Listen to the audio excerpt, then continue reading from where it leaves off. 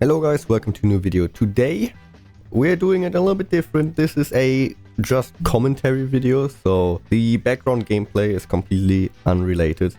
What we're gonna do today is I'm gonna tell you how Condemn Sadako works, how you have to do it, or at least how I do it personally. As you may know, I'm a Sadako main. I play Condemn Sadako almost exclusively. There was a time where I played for hooks even with Sadako after the rework, but again, Survive with friends, it's just not viable. It just doesn't work. If you have a group of people that communicate with each other, playing for hooks with Sadako is absolutely not viable at all. So let's start with the build. The perks are not the most important thing here. What I would always say is almost mandatory is Jolt. Or now it's called Surge. I still call it Jolt because I like the name more. Because we are going to slug a lot for reasons I'm gonna explain later. But that means that people might come heal the guy back up and you smack him down again. You get a second Jolt proc. Every other perk you are free to use whatever you want, obviously with the exception of perks that require you to hook people. So stuff like Pain Rest is pretty much useless. What I use on my main build right now is Sloppy, Nurses and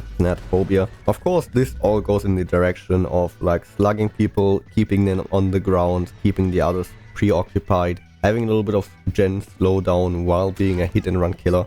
For the add-ons, I try to use the ring drawing. Pretty much what it does is that if you heal somebody that has any Condemn at all, you get a stack of Condemn. It used to be stronger since it used to work on people that are getting picked up. Not anymore, but it's still fairly strong, especially on a build like this. Also because I got comments like that. Yes, I use the ring drawing even though I have Sloppy. Because people are going to heal anyways. It doesn't matter if it takes longer. They are going to heal. Even if you have nurses, they don't care. They are going to heal. They want to reset. Especially if they are the type of players that hold tapes the whole game. They want to be healthy while they're holding a tape. They don't want to take the risk of getting too condemned and laying on the ground. For the second add-on, I use the Mother's Comb because it's pretty useful to know when and where somebody picks up a tape. It's not mandatory because you can know it anyways if you are aware of where the TVs are and which one is supposed to be turned on and when it's not on. So you don't need it, but I personally, I like it. Others might use the Eerie videotape because in that case they would have to go to a specific TV to bring the tape to, which means they are less likely to just hold the tape because they can dispose of it whenever they want. Another thing that's good with the Eerie tape is that since they always have to go to a specific TV, and the logic of that is that you always go to the furthest TV in a specific radius, it's always going to be linked up to the same TV. So if you see some guy always taking the tape out of the same TV, he's also always going to the same TV. Now we go over to the gameplay. The gist of it is pretty simple. If I don't have a stealth build, I'm going around the manifested. Why? Because I might be able to sneak up on the people that don't have the visible heartbeats turned on, as well as the fact that I can't be head-on stunned or stunned in any other way. In other words, also if you just see somebody jump into a locker and you suspect them of using head-on, just demanifest and walk over. It doesn't matter, you can't be stunned. If I was using a stealth build, however, with anything that makes me undetectable, I would run around manifested, because Sadako does not have a lullaby when manifested. She's almost completely silent. For the early game, we try to get at least one hit off before the TVs turn on. It's not always possible. Since I personally don't use aura reading, I don't always find the people before the TV turns on. That's not a huge problem because as soon as the TV turns on, if you are in chase or not, it doesn't matter. You teleport. The only exception being if you are sure that you can down the person in the next 3 to 4 seconds. If they have a little bit of distance, if you think they make the next pallet, don't continue the chase. You have to teleport right after you made them waste the pallet, of course. You can, of course, still play around a few pallets if you just do a little bit of manifesting, demanifesting, and use the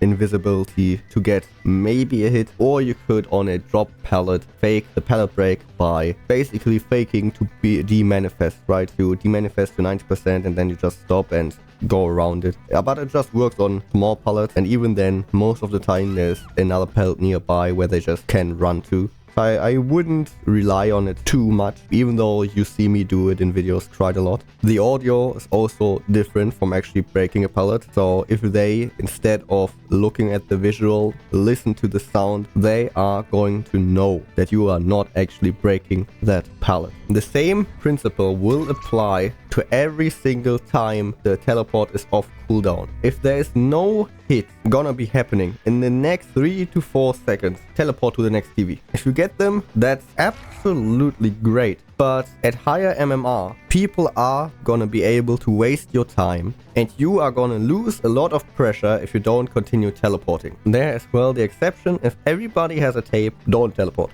You also want to keep track of where everybody is at all times through, for example, Mother's Comb. Just keep track of where are people going to get tape, on which gens are they sitting.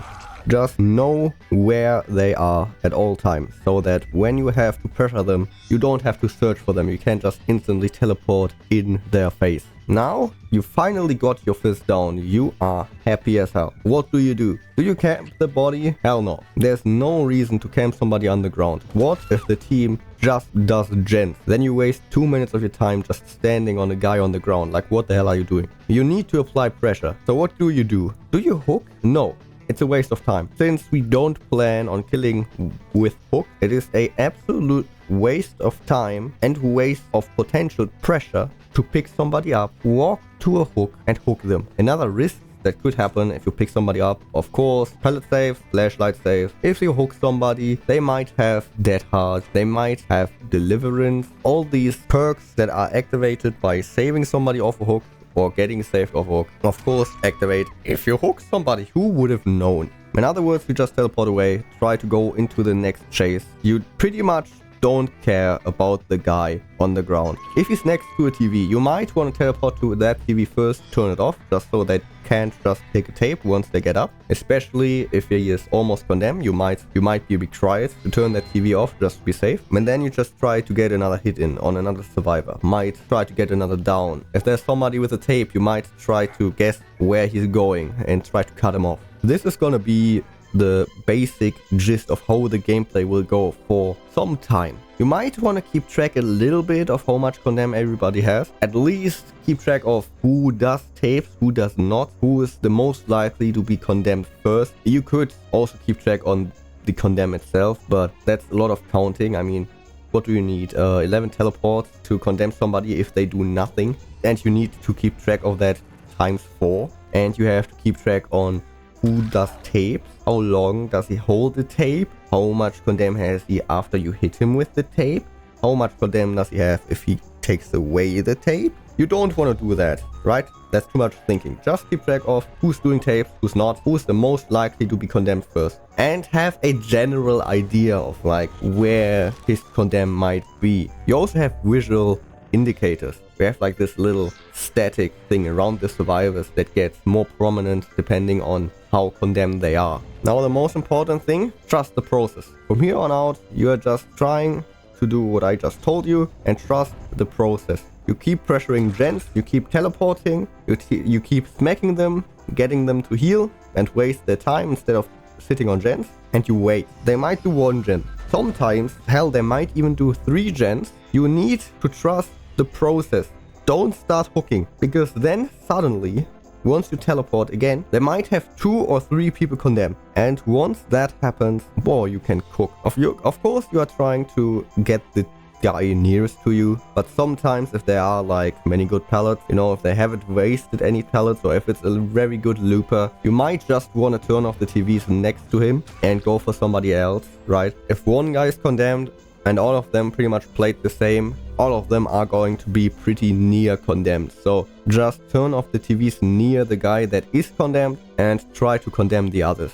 Don't waste too much time of trying to tunnel somebody out the game, because in that time, like I said, there might have been 3 gens that already popped, and now there's one guy condemned. You are chasing them for 2 minutes and nothing is happening. There are going to be other gens that are going to pop, especially since everybody now gets cocky and thinks you are going to go only for the one guy that is condemned. Some people might comment body block, which also happens. In that case, just demanifest and walk through them. Except for if you use Thanatophobia Sloppy and you know there's no TV near, or he has not a tape in his hand. In that case, you might want to slap them and just keep walking.